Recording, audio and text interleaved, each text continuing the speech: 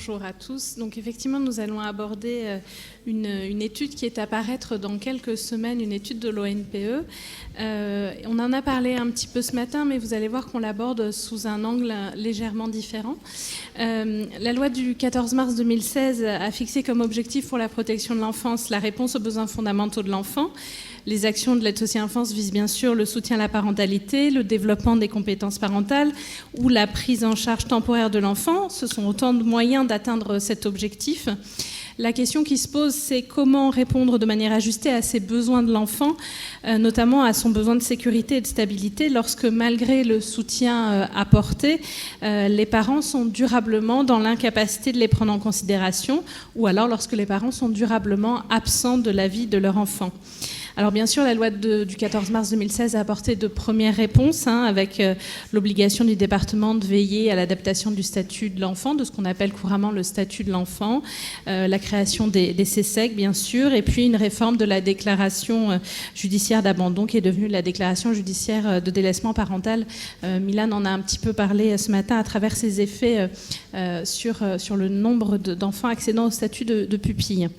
L'ONPE, dès le départ, a accompagné en fait les changements de culture professionnelle qui résultent de cette façon d'aborder les choses, avec la publication dès 2018 de 2 états des lieux. D'abord, vous avez peut-être en mémoire l'état des lieux des CESEC, de la mise en place des CESEC, et puis également un état des lieux du cadre légal et de la jurisprudence concernant les aménagements de l'autorité parentale. On constatait, et on a pu constater, que le temps d'appropriation de ces changements par les professionnels est long, et aussi que ça ne concerne pas seulement les professionnels qui participent au CESEC ou les professionnels qui participent au processus judiciaire.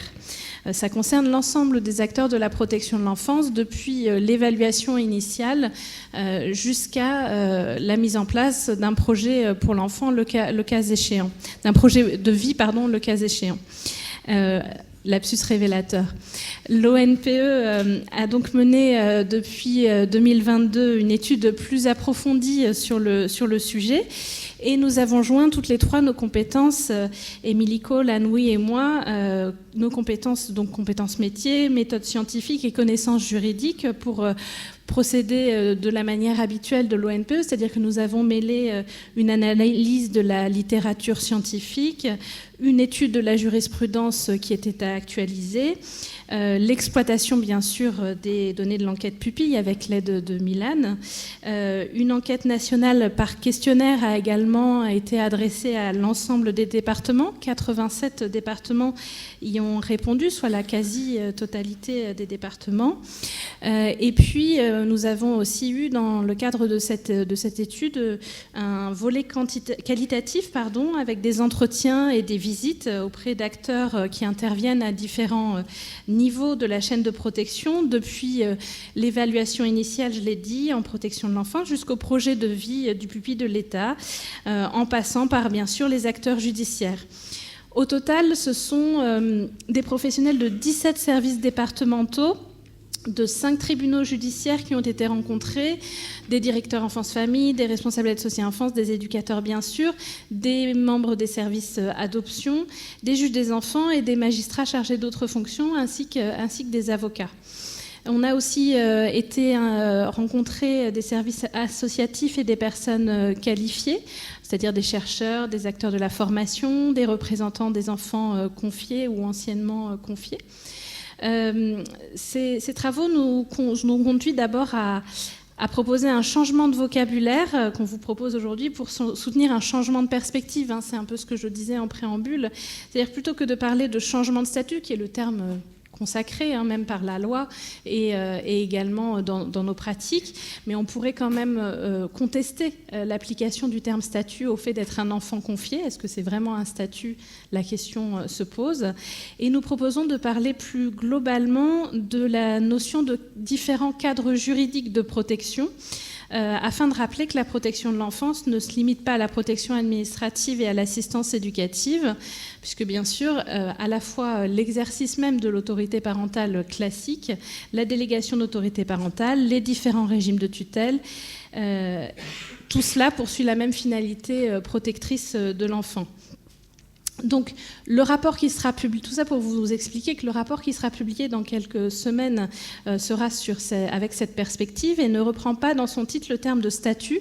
On a préféré parler de protection de l'enfant confié sur le long terme, en assistance éducative et au-delà. Cette étude comprend plusieurs parties, bien sûr, plusieurs chapitres, et notamment une présentation détaillée des enjeux pour les enfants de cette adaptation de leur cadre de protection, un état des lieux, une analyse des organisations, des pratiques à l'œuvre. Il y a d'autres contenus que je présenterai après, mais on a choisi aujourd'hui de détailler plutôt ces deux parties. Donc je vais laisser la parole à Anne-Louis et Émilie Cole sur ces sujets. Oui, donc nous avons pensé important de revenir sur les enjeux pour les enfants, d'adapter leur cadre de protection, leur cadre juridique de protection, avec une première interrogation sur pour quelles raisons est-il important de se préoccuper de l'avenir des enfants confiés dans la durée. Alors, on le sait depuis longtemps, qu'il est très important d'assurer une sécurité et une continuité de vie aux enfants protégés. Donc, ce sont des éléments que Magali a rappelés. Ce sont des éléments qui sont complètement entérinés par la conférence de consensus de 2017 sur les besoins fondamentaux de l'enfant. Et c'est important, c'est rappelé également par des textes nationaux et internationaux qui mandatent les services de protection en ce sens, par plusieurs dispositions sur lesquelles je ne vais pas revenir dans cette présentation. Mais l'évolution des connaissances nous informe également sur deux dimensions essentielles pour construire les besoins fondamentaux de sécurité et d'identité de l'enfant, qui sont les sentiments d'appartenance et d'affiliation. Le fait de se sentir appartenir à un groupe familial est fondateur dans la construction d'un enfant, et on peut ici citer une formule un petit peu lapidaire de Boris Cyrulnik, mais qui est quand même très éclairante lorsqu'il nous dit que l'enfant de personne, c'est presque personne. Le sentiment d'affiliation, c'est-à-dire le fait de se reconnaître comme appartenant à une lignée, une famille, c'est un processus en fait par lequel l'enfant met en œuvre cette reconnaissance. Et ce que nous devons entendre, ce sur quoi insistent les cliniciens, c'est que dans le sentiment d'affiliation, l'enfant est actif dans ce processus. Nous voudrions peut-être qu'il soit affilié à telle ou telle famille qui nous paraît préférable, mais en réalité, le sentiment d'affiliation, il part de la personne elle-même et de l'enfant, précisément. Alors, quelques travaux de recherche menés en France éclairent cette question pour les enfants protégés. On peut d'abord citer la recherche de Catherine Selné, qui a mené un travail auprès d'un corpus d'enfants confiés en famille d'accueil pour comprendre, de leur point de vue, ce qu'ils avaient à dire sur leur appartenance. Et Catherine Selné identifie 4 types d'expériences. Elle parle d'abord d'un groupe d'enfants qu'elle a appelé affiliés, 45% de son corpus, qui revendiquent une place dans une famille, soit celle qui les a vus naître, soit celle qui les a accueillis et qui constitue leur famille élective. Ensuite, elle a rencontré un deuxième groupe d'enfants qu'elle a appelé ancrés, 31% de son corpus. Ces enfants cumulent les liens d'attachement pluriels et de façon assez souple, à la fois avec leur famille d'accueil, mais aussi avec leurs parents, sans compétition entre les deux. Il y a un troisième groupe d'enfants qu'elle a qualifié d'écartelés, 17%, dont la situation est moins confortable car ils vivent des conflits de loyauté entre ces deux familles. Et puis finalement, elle a aussi croisé un petit groupe d'enfants, 7% de son corpus, qu'elle a appelé apatrides, et qu'elle a désigné ainsi parce qu'ils sont sans appartenance, ils ne sont revendiqués par personne, et ce sont vraiment les jeunes qui étaient les plus en difficulté dans tous ceux qu'elle a croisés. La chercheuse relève que le sentiment d'appartenir à une famille s'appuie sur 2 dimensions, la mémoire et le temps, et que ces 2 dimensions doivent être prises en compte dans l'accompagnement des placements. Je la cite, « La mémoire s'appuie sur le quotidien, mais s'épuise dans l'absence, transformant le familier en étranger, bousculant les ancrages. Le temps imprime sa marque, que ce soit pour éloigner ou pour intégrer. » Alors, on a trouvé une autre recherche menée par des psychologues cliniciennes, qui est une recherche un petit peu exploratoire, qui a été menée par Jacqueline Wendland et Justine Gogg-Finot auprès d'une trentaine d'enfants placés. Et cette recherche aboutit à l'hypothèse qu'un enfant placé en famille d'accueil aurait tendance à s'affilier plutôt à sa famille d'accueil s'il a été placé avant 3 ans, et davantage à sa famille d'origine si le placement a eu lieu après les 3 ans. Donc c'est une hypothèse, le corpus, c'est une trentaine d'enfants, mais c'est quand même intéressant, ça nous fait réfléchir à ces questions d'affiliation dans les parcours des enfants. Selon ces 2 chercheuses, dans leur compte-rendu d'études, l'enfant placé est confronté à un choix affiliatif, mais les décisions de justice altèrent sa liberté de choix. Ainsi, nous disent-elles, face à des parents absents, une décision de séparation qui n'est pas définitive ni irréversible confine l'enfant à une situation incertaine, un véritable flou familial et affectif. Et cette situation, elle est d'autant plus difficile pour l'enfant qu'elle peut s'accompagner, comme d'ailleurs en ont témoigné des professionnels que nous avons rencontrés pour l'étude, elle peut s'accompagner cette situation d'un silence qui entoure certaines situations d'absence parentale. En gros, les adultes ne mettent pas de mots sur l'absence des parents parce qu'ils ont une bonne intention qui est de ne pas faire de mal à l'enfant, de ne pas parler de choses difficiles, mais l'effet que cela a, c'est de laisser l'enfant seul et sans explication devant cette réalité de l'absence parentale.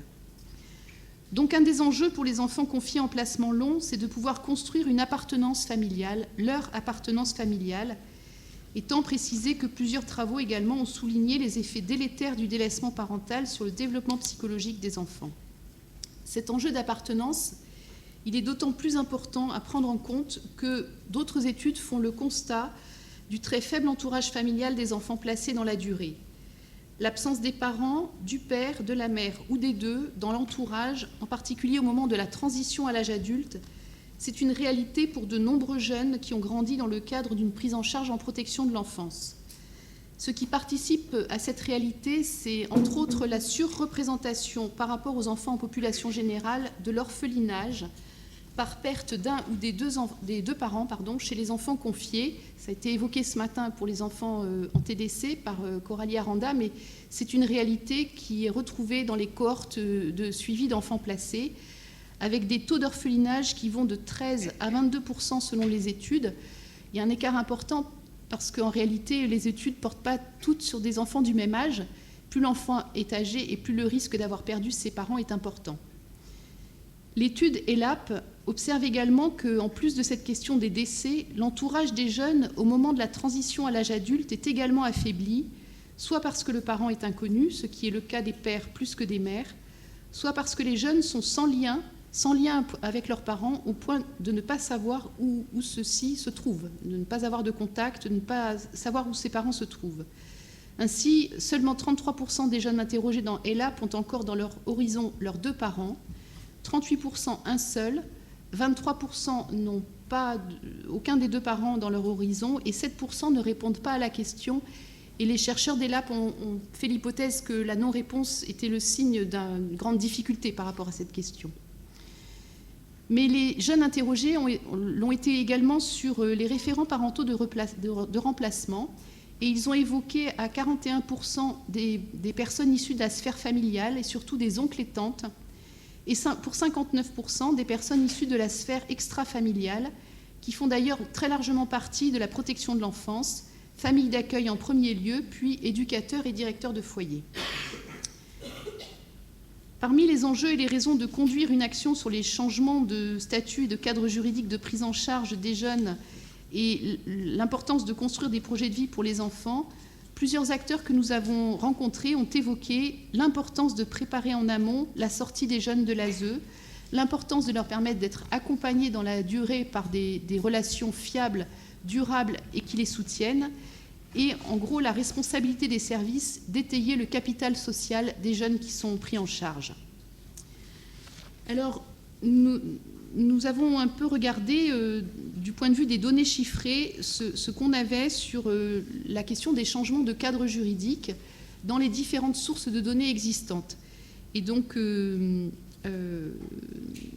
a regardé à la fois l'enquête DRESS sur les bénéficiaires de l'ASE pour les mesures de DAP, mais qui sont les DAP confiées au département, et l'enquête ONPE sur les pupilles de l'État, qui nous renseigne, comme on l'a vu ce matin, sur les mesures de retrait total d'autorité parentale et sur des déclarations judiciaires de délaissement, mais également sur l'évolution des remises volontaires d'enfants comme pupilles et aussi, bien sûr, sur les orphelins.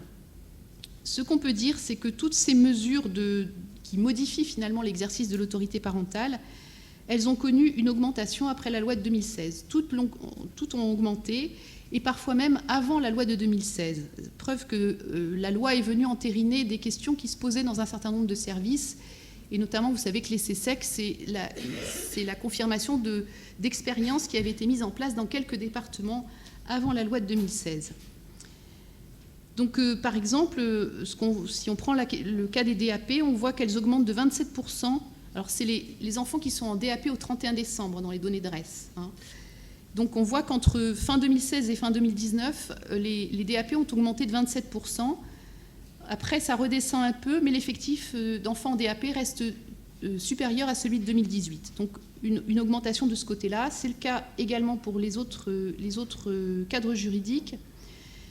C'est le cas, mais sur des effectifs beaucoup plus limités. Et ce qui ressort quand même massivement, c'est ce qu'on a déjà vu ce matin, c'est que la majorité de ces changements de cadre juridique s'opèrent à travers la déclaration judiciaire de délaissement parental. C'est vraiment le dispositif qui a été massivement utilisé ces dernières années, au point, on l'a vu là encore, que fin décembre 2022, 58% des enfants pupilles sont admis après une déclaration judiciaire de délaissement parental, contre 33% fin 2012. Donc on a eu vraiment un essor très important de ce mode d'admission.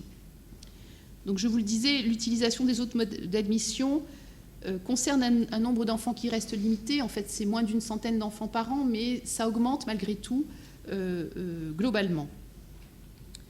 Ainsi, alors que son usage était en forte diminution au début des années 2000, le statut de pupille de l'État est aujourd'hui mobilisé pour un nombre d'enfants beaucoup plus important. Alors, quels sont les apports pour les enfants de ces changements de statut ou cadre juridique de prise en charge ? Une première observation concerne l'extrême importance qui est soulignée par les cliniciens que le cadre juridique de prise en charge d'un enfant protégé soit en adéquation avec ce qu'il vit au quotidien.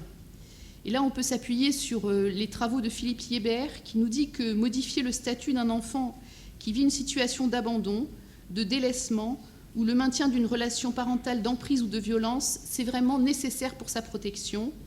C'est nécessaire pour l'aider à donner du sens aux événements qu'il vit, en reconnaissant la souffrance qu'il éprouve et pour lui permettre de nouer d'autres appartenances familiales.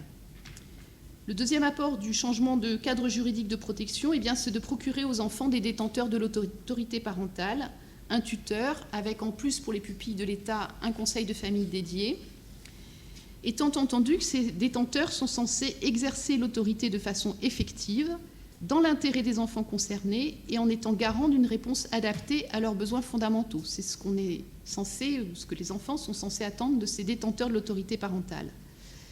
Et pour les pupilles de l'État, cet exercice d'autorité parentale est d'autant plus décisif qu'un certain nombre de pupilles vont rester longtemps pupilles jusqu'à leur majorité. L'enquête que nous menons nous enseigne que une partie des enfants, selon leur mode d'admission, vont sortir du statut à la majorité. C'est massivement le cas pour les enfants qui sont rentrés après un retrait d'autorité parentale, puisque 70% vont sortir du statut de pupille à la majorité.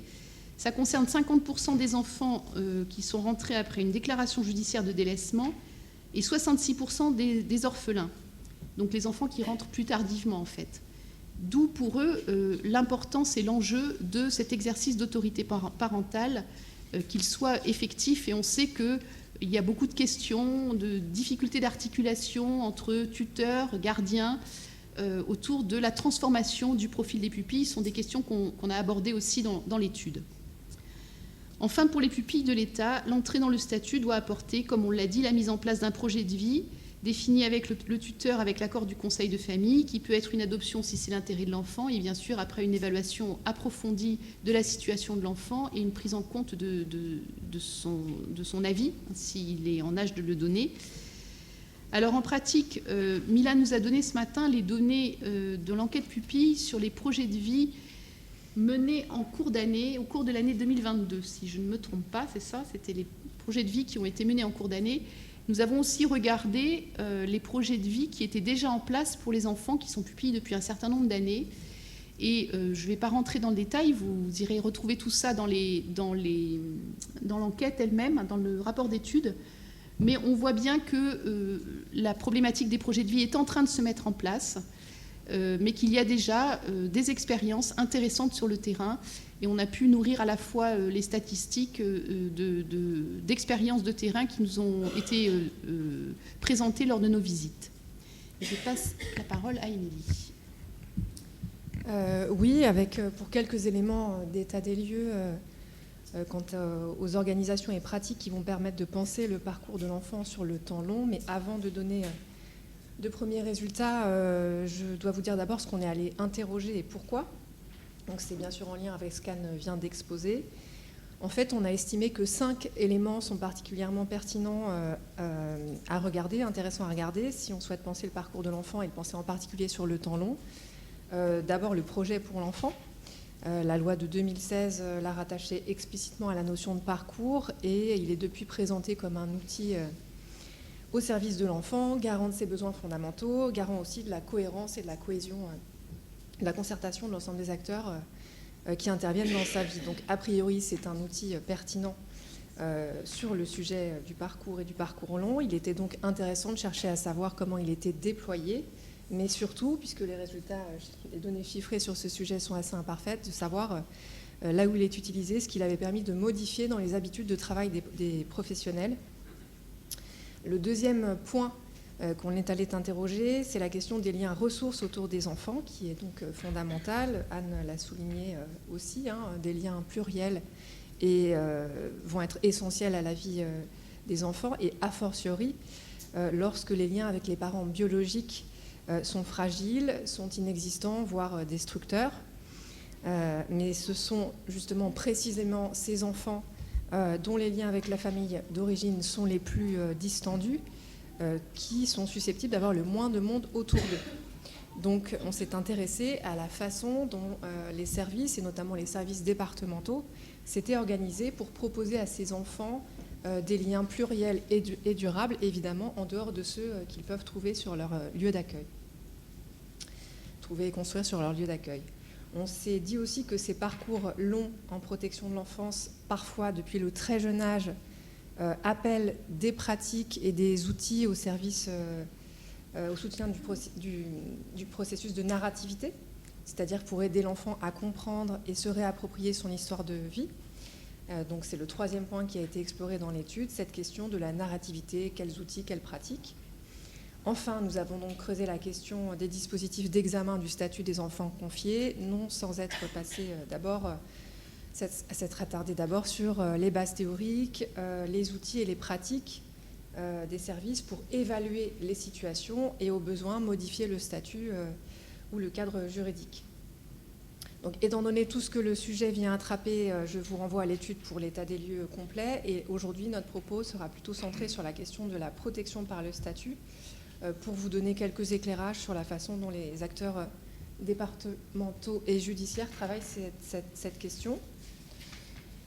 Donc, concernant les commissions d'examen de la situation et du statut des enfants confiés, donc elles existent aujourd'hui assez largement sur le territoire national. L'enquête dont on parlait tout à l'heure, qu'on a réalisée dans le cadre de l'étude et à laquelle ont répondu 97 départements, montre que 83% des départements disposent d'une telle commission et seulement 2% n'ont pas pour projet d'en mettre en place. Donc ce sont des résultats arrêtés au 15 janvier 2023, pas au moment où je vous parle. Donc c'est plus que lors de notre précédent état des lieux de 2018. Et ce qu'on remarque, pour dire les choses de façon assez brève, c'est que une partie des instances qui existaient à l'époque de notre précédent état des lieux ont évolué pour que leur composition, leur fonctionnement correspondent davantage, et même complètement, à ceux décrits dans le décret du 30 novembre 2016 qui est relatif à ces commissions. Maintenant, si on s'intéresse aux départements qui disposent d'une CESEC, ce que l'enquête fait apparaître, ce sont deux types d'organisations qui sont plutôt également représentés sur les territoires, puisque vous avez 44% des départements qui vont déclarer et analyser en CESEC toutes les situations pour lesquelles un changement de statut est envisagé, et 48% qui expliquent avoir couplé la CESEC à d'autres modalités d'examen des statuts. Je m'arrête un petit peu sur ce chiffre, puisque certains d'entre vous pourraient se dire, mais est-ce que vraiment 44% des départements parviennent à passer en CESEC toutes les situations qui pourraient relever de la CESEC, notamment celle des jeunes enfants, puisque l'examen doit, selon la loi, être systématique tous les 6 mois. Donc, en réalité, les 44% que vous avez à l'écran, là, ce sont en général quand même des départements qui vont disposer d'un premier filtre, donc qui examinent des situations d'enfants dans d'autres espaces de travail, j'y reviendrai pour les décrire. Par contre, dans ces 44% de départements, l'avis pluridisciplinaire de la CESEC va être systématiquement recherché lorsque ces premiers espaces, ce premier filtre, suppose un risque d'inadaptation du statut. Donc ça veut dire que les démarches relatives au changement de régime juridique ou de statut ne peuvent être envisagées sans l'avis de la CESEC. C'est ça que veut dire la réponse oui à la question. Maintenant, pour l'autre moitié des départements, les 48%, de telles démarches peuvent être engagées sans systématiquement passer par la CESEC, évidemment à condition que les situations aient été examinées dans un autre cadre. Donc pour ces départements-là, comment est utilisée la CESEC et quels sont les espaces de travail utilisés de manière complémentaire à la CESEC? Donc sur la façon d'abord dont est utilisée la CESEC, pour quelles situations, quand toutes les situations à risque d'inadaptation du statut n'y passent pas. Donc en fait, ce serait délicat de vous dire que je ne peux pas vous dire que tout le monde travaille de façon unanime, on en est assez loin.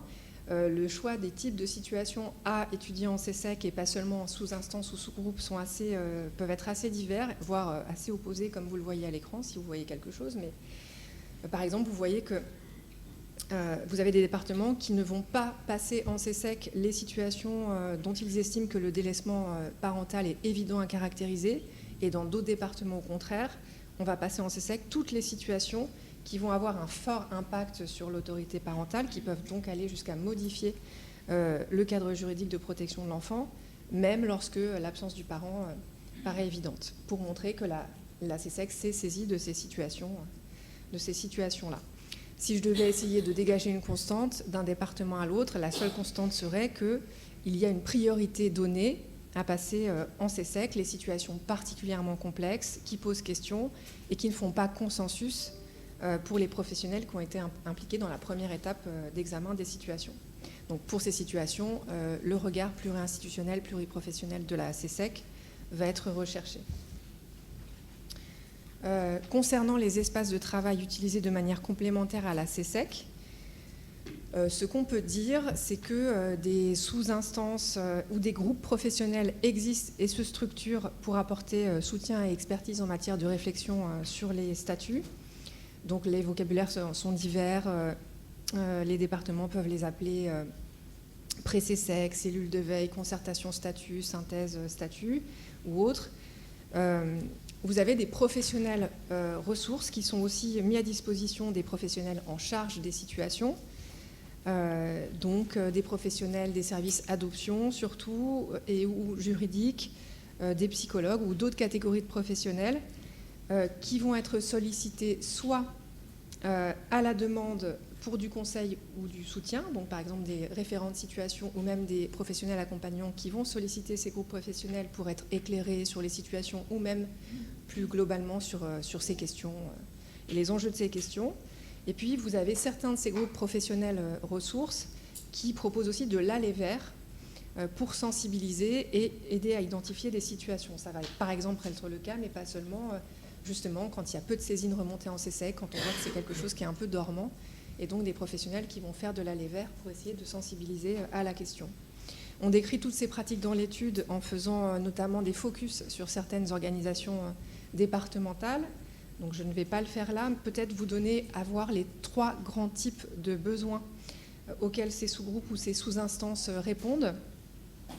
Le premier besoin, c'est le besoin de comprendre les différents types de statuts. Donc qu'est-ce que c'est qu'une délégation, un retrait d'autorité parentale, la déclaration judiciaire de délaissement, l'empêchement, enfin voilà ces termes. Comprendre les procédures et comprendre plus globalement l'intérêt pour l'enfant d'une protection par le statut. Donc évidemment peuvent exister à l'appui des outils ou des référentiels supports pour éclairer ces dimensions qui d'ailleurs en général ont été conçus par les professionnels ressources dont je parle. Deuxième catégorie de besoins, le besoin d'appui technique, donc pour évaluer les situations, pour les analyser et puis ensuite pour documenter, retranscrire transmettre l'information ou transmettre la demande, notamment à l'étape des requêtes. Et puis, troisième catégorie de besoins, le besoin là, plus de soutien qui va être lié aux questions de l'attachement de l'enfant, de l'attachement à l'enfant, donc la question du lien et la question plus large des impacts concrets et émotionnels que peut avoir sur l'enfant, sur ses parents et sur ses accompagnants un changement de statut qui souvent va être vu comme un bouleversement des équilibres, ce qui n'est pas forcément faux, c'en est un, et ça s'accompagne en n'oubliant pas que l'équilibre n'est pas non plus garanti dans le système d'assistance éducative, ce qu'on peut avoir tendance à oublier dans ce moment-là de bascule. Donc voilà, c'est ce que ces groupes professionnels accompagnent. Par exemple, dans certains départements, vous avez des groupes de psychologues qui interviennent au soutien des professionnels sur ces questions, mais aussi sur la question de l'évaluation. Pour que ces organisations fonctionnent et que la question de la protection par le statut existe vraiment, il est apparu de façon évidente que vont être nécessaires une conviction politique et un portage politique qui s'inscrivent dans la durée. On a notamment vu des démarrages très énergiques, bien pensés, bien construits, mais derrière des essoufflements sans cette constance du portage. Des CSEC qui ne vont pas avoir assez de saisine, des avis des CSEC qui vont peiner à se transformer en quelque chose, donc c'est lié à cette question du portage, aussi à d'autres raisons, liées à la charge de travail avec des professionnels qui nous disent que on a plutôt la tête dans le guidon et dans trouver une place, réagir, et plus de difficultés à prendre de la hauteur pour penser le temps long. Les freins peuvent être liés à une organisation mal calibrée et aussi à d'éventuelles réticences et craintes du côté des professionnels et des acteurs qui sont censés porter ces questions. Donc, il ne faut pas oublier que les travailleurs sociaux travaillent plutôt dans l'optique d'amener le parent à être mieux à même de répondre aux besoins de leurs enfants, donc faire le constat que la compétence n'est pas là, quoi qu'on fasse, et que le lien n'est plus, c'est un pas qui est difficile à franchir, avec la peur de se tromper, et avec aussi parfois la peur d'être jugé sur ce qu'on a fait ou pas fait avec le parent, pour en arriver là, etc. Il y a aussi d'autres freins liés aux besoins d'articulation avec le judiciaire qui est lui-même sous tension. Donc ce sont toutes ces questions qu'on va aborder dans l'étude, les freins, mais ce qui peut aussi faire levier. Merci Émilie. Alors juste quelques mots en conclusion pour vous dire déjà que l'étude elle ne s'arrête évidemment pas à ce qui vient d'être exposé.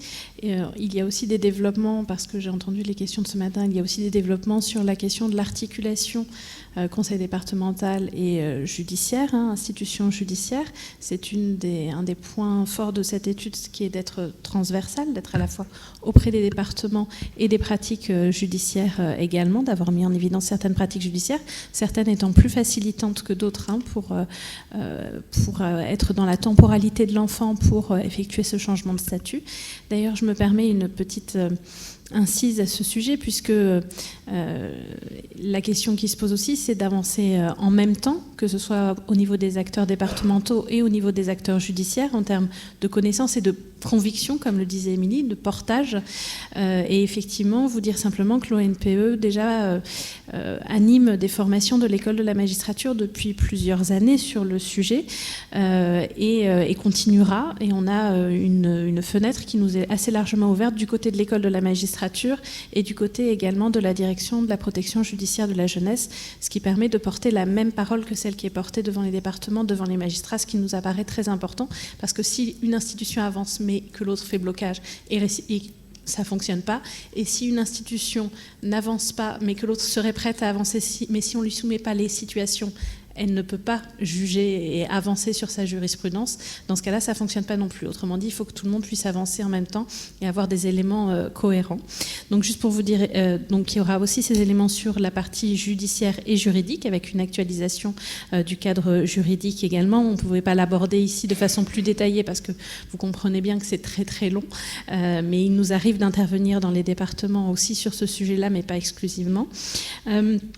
Et nous vous laissons également découvrir la dernière partie de l'étude qui porte sur des questions qu'on a commencé à aborder ce matin, qui est dédiée aux adaptations que nécessite finalement le changement de la population des pupilles de l'État. Ça demande des adaptations de ce statut lui-même, de certaines dispositions juridiques, des adaptations de l'ensemble des acteurs, des pratiques et des fonctionnements des conseils de famille, et également, on l'a un petit peu abordé, de la question des projets de vie, puisqu'on sait que ce qui est visé ici, c'est une sécurisation du cadre de protection. C'est pas forcément une adoption, donc ça nécessite une autre réflexion en termes de projet de vie que l'orientation systématique vers des projets d'adoption, et peut-être envisager des diversifications et une autre forme de participation, peut-être aussi de la société civile à ce moment-là des projets de vie des enfants. Donc vous voyez, c'est un sujet extrêmement large qui est traité dans cette étude. Nous vous donnons rendez-vous pour la lire dans son intégralité dans quelques semaines, puisqu'elle paraîtra sur notre site. Et nous vous invitons aussi à la relayer auprès des services adoption et des services, puisque vu la thématique, ça va bien au-delà du public habituel, peut-être des ODPE. Donc on vous invite à la diffuser le plus largement possible et on vous en remercie. Justement, dans cette perspective, on a proposé à Anne-Marie Dolot, qui vient du Morbihan, de nous faire part un petit peu, de nous expliquer un petit peu comment cette démarche d'adaptation du statut aux besoins fondamentaux de l'enfant a été portée dans son département, puisque vous êtes un des départements précurseurs en la matière. Je ne sais pas si on est précurseur, mais en tout cas, on l'a mis au travail. J'ai envie de dire, on le met toujours au travail. Ma présentation va largement faire écho, en effet, à ce qui a été dit tout de suite par Émilie Cole. Pour contextualiser le Morbihan, on est 750 000 habitants, 1800 enfants confiés. Avant 2016, on était un département qui n'avions absolument pas l'habitude de penser en projet de vie. On pensait plutôt des délégations d'autorité parentale à l'adolescence des enfants quand on avait des problèmes de signature avec les parents. Donc l'arrivée de la loi de 2016 a été un gros bouleversement pour notre département. On a mis en place la commission, la CESEC, que nous on appelle commission des statuts, de manière conforme au décret dès 2017. Mais on a eu un parti pris qui a été de dire qu'on ne pourra pas passer toutes les situations qui pourraient correspondre à cette instance. On a fait le choix de plutôt prioriser la présence des acteurs de cette instance, à savoir un juge des enfants qui avait été désigné, il y avait un pédopsychiatre qui avait manifesté son intérêt, donc l'ensemble des interlocuteurs de ce décret. On préférait qu'ils soient présents pour les situations qu'on allait aborder, mais on ne les aborderait pas toutes. Donc du coup, le choix a été fait de n'aborder que les situations les plus complexes. Très concrètement, en fait, on voit beaucoup de situations qui peuvent relever d'un retrait d'autorité parentale dans ces instances. On fait 7 instances par an. On essaye d'aborder 5 situations, soit individuelles, soit de fratrie.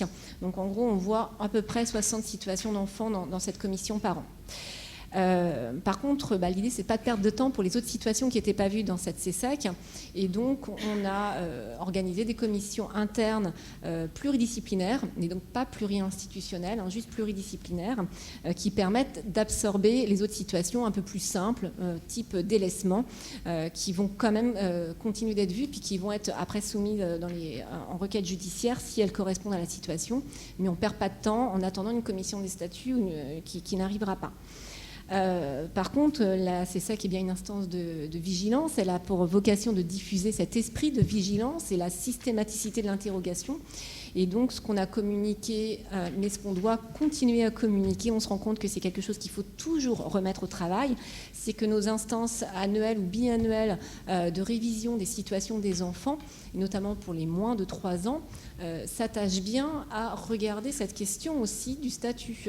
L'enjeu, c'est que les professionnels dans ces instances-là, purement internes d'évaluation et de révision des situations, c'est de se dire, est-ce que l'assistance éducative est toujours le cadre de protection qui correspond bien à cet enfant ? En quoi l'autorité parentale est-elle toujours exercée dans l'intérêt des besoins fondamentaux de cet enfant ? L'idée, c'est bien d'avoir un moment dans ces instances annuelles pour élargir le cadre au-delà des questions d'assistance éducative qui sont le danger ou le risque de danger. Donc typiquement sur ces instances, sur ces instances qui vont être des instances de vigilance, de repérage, il va falloir qu'on y revienne régulièrement. On y est revenu il y a 2 ans et on y revient encore là récemment en se disant on va rajouter tout simplement un item dans les comptes rendus de ces instances pour qu'on s'assure que les cadres pensent bien à cette question et que les enfants de moins de 3 ans ne soient pas oubliés, qu'on n'attende pas qu'ils en aient 4 ou que le délaissement soit caractérisé pour qu'on y aille. On a fait du coup un choix aussi d'organisation institutionnelle qui est très centralisé. C'est le service adoption qui porte les CCEC en amont et en aval des CCEC. Ça veut dire qu'on va organiser, c'est nous qui nous organisons pour faire les ordres du jour, les diffusions et autres. Après, c'est les avis, les procès-verbaux de ces instances sont diffusés au service. Mais on a aussi, l'enjeu, c'est de déposer les requêtes au niveau de la justice sans perdre de temps. Le choix du service adoption a été tout simplement parce que c'est un service qui est moins soumis à l'urgence, ou qui n'est pas soumis à l'urgence. Et donc, on a bien conscience que les OPP, ou les situations de crise et autres vont toujours être prioritaires dans la situation des services, dans la vie d'un service. Or, nous, dans notre service adoption, ça va être la priorité, les dépôts des requêtes. Et donc, on va s'assurer des échéances, qu'elles soient tenues, que quand on fait un retour sur les dernières CCEC, est-ce que les retours qu'on attendait, les adaptations de rapports, où est-ce qu'on en est ? Notre service va donc être dans un rôle de soutien également aux collègues dans l'écriture des rapports, pas forcément, mais en tout cas dans la technicité de ce qui est attendu, de ce qu'on doit y voir de manière très concrète. Quand on parle d'un délaissement, il faut être factuel. Donc on a besoin de voir du factuel. On n'est pas que sur de l'analyse. Voilà. Donc notre service va se positionner aussi dans ce cadre-là. Et puis, le fait d'être centralisé va nous permettre de connaître un peu la jurisprudence, que ce soit de la CCEC elle-même ou de nos tribunaux. Et puis, du coup, et ça va enchaîner sur nos actions de sensibilisation et de communication, c'est notre service qui va communiquer auprès des services pour continuer à impulser la démarche, expliquer, dire pourquoi on le fait concrètement. Donc, historiquement, dans la communication, ça avait été porté, c'était un portage de la direction, avec la venue de M. Liébert, qui était venu en réunion de direction avec tous les professionnels pour expliquer pourquoi on faisait des délaissements, les enjeux sur les enfants, quand on ne changeait pas le statut, quand ils n'avaient pas un statut qui correspondait à la situation vécue. Et puis la communication, ensuite, elle est descendue au niveau des équipes. On a continué, alors au niveau des assistants familiaux, on a une politique d'accueil familial assez forte dans notre département, donc on vient dans toutes les formations initiales pour présenter cette démarche. Depuis l'année dernière, on a aussi mis en place des formations où les assistants familiaux qui souhaitent s'inscrire viennent, on explique qu'est-ce qu'un changement de statut, qu'est-ce qu'un cadre de protection adéquat pour un enfant. Et puis, il y a divers outils, autres outils. On a fait une conférence dans le cadre de l'Observatoire de la protection de l'enfance sur la notion d'attachement. On fait des fiches pratiques, on se sert évidemment des outils de l'ONPE. Et puis là, on est en train de réfléchir tout simplement à des fiches techniques ou voire des capsules visuelles pour expliquer facilement et rapidement à des collègues c'est quoi le process pour accompagner un changement de statut. Dans cette communication, en fait, on parle évidemment de l'autorité parentale. On revient, en fait, on enfonce quelques portes ouvertes, mais peut-être pas tant que ça, finalement. On parle de la démarche de consensus sur les besoins fondamentaux, et puis on revient sur les différents cadres de protection possibles. C'est quoi une DAP? C'est quoi un délaissement? C'est quoi un retrait? Et puis, on s'arrête évidemment très longuement sur c'est quoi un pupille de l'État. On ne fait pas un cours de droit, c'est pas l'objectif. L'objectif, c'est que chacun puisse se repérer dans les cadres existants, puisque c'est assez complexe quand même comme démarche. Mais l'enjeu de cette communication, elle est évidemment de rassurer, elle est d'expliquer, mais elle est aussi d'enjoindre à chacun de prendre ses responsabilités eu égard aux enjeux par rapport à ses enfants. Donc l'enjeu, il reste de mettre en adéquation le statut d'un enfant avec la situation qu'il vit, mais c'est aussi de rappeler aux professionnels que ce ne sera pas un échec de leur travail éducatif et que ce ne sera absolument pas une sanction du parent de partir sur un changement de statut. Et puis c'est aussi de se dire que c'est une étape, c'est une protection complémentaire dans la vie de l'enfant, c'est une étape, mais ce n'est pas une fin en soi, et ce n'est pas une fin tout court non plus, puisque c'est la crainte de certains professionnels le changement de cadre de protection est une fin pour un enfant. Alors voilà, c'est vraiment l'enjeu de rassurer sur cette réalité qu'on est dans un changement de cadre. Après, voilà, cette notion de communication, il ne faut pas se voiler la face, hein, on y revient tout le temps. Ça veut dire que depuis 2016, on a fait le constat qu'il faut y revenir dans les équipes quasiment tous les 2 ans. Puisque y a du turnover de professionnels et puis la dynamique peut se perdre. Donc la démarche de communication, elle est récurrente, elle est pérenne. Du coup, notre service est présente aussi aux instances. Hein, je pense que j'ai précisé tout à l'heure, c'est nous qui allons aux audiences. L'idée, c'est bien de positionner l'institution comme c'est l'institution qui assume un changement de cadre de protection juridique, et ce n'est pas l'éducateur en charge de la situation qui va aller devoir porter ça. On assume collectivement, et c'est d'ailleurs un peu le sens de la CSEC, hein, c'est de se dire, on est collectivement à prendre une décision ensemble qu'on assume. Du coup, je ne vais pas forcément développer beaucoup plus loin, mais notre service est resté aussi centralisé, ne serait-ce que pour le suivi des pupilles de l'État, avec la mise en place de commissions d'élaboration de projets de vie pour mettre tout le monde autour de la table et de se dire qui fait quoi, comment on fait, comment on porte ce projet et dans quelle échéance. On ne sait pas encore où on va quand on fait cette instance, mais on sait avec qui prendra quelle place. Ça permet aussi à chacun, y compris l'assistant familial, de comprendre le rôle des uns et des autres et de pouvoir avancer sans confusion. Donc les enjeux sont évidemment de définir les cadres de protection qui vont être les plus adéquats ensuite pour les enfants. On voit bien que tous les enfants pupilles ne vont pas être adoptés, et donc là c'est encore au travail de notre côté, mais c'est notamment les enjeux d'accueil durable et bénévole qui sont aujourd'hui au travail. Désormais, il y a une formation du conseil de famille qui est prévue par le décret. Avant que ce soit mis en place, c'est notre département qui avait impulsé les formations du conseil de famille. On s'était rendu compte que, toujours dans cette démarche de communication et de formation, ça avait permis aux membres du conseil de famille de mieux se positionner dans l'intérêt des enfants et de faire du sens avec, pas qu'il y ait de trop de décalage avec les services de l'aide sociale à l'enfance dans un processus où le profil des pupilles évoluait énormément. Donc, juste pour conclure, les enjeux de formation sont primordiaux sur les cadres de protection, puisque le turnover des professionnels, mais également parfois l'embolie, j'ai envie de dire, des services, la charge de travail des uns et des autres, fait que ce n'est pas toujours prioritaire. Mais c'est vraiment important de préciser que cette prise de recul, cette prise de hauteur va être aussi un outil essentiel pour avancer pour l'enfant dans sa vie. Merci beaucoup, Madame Belot.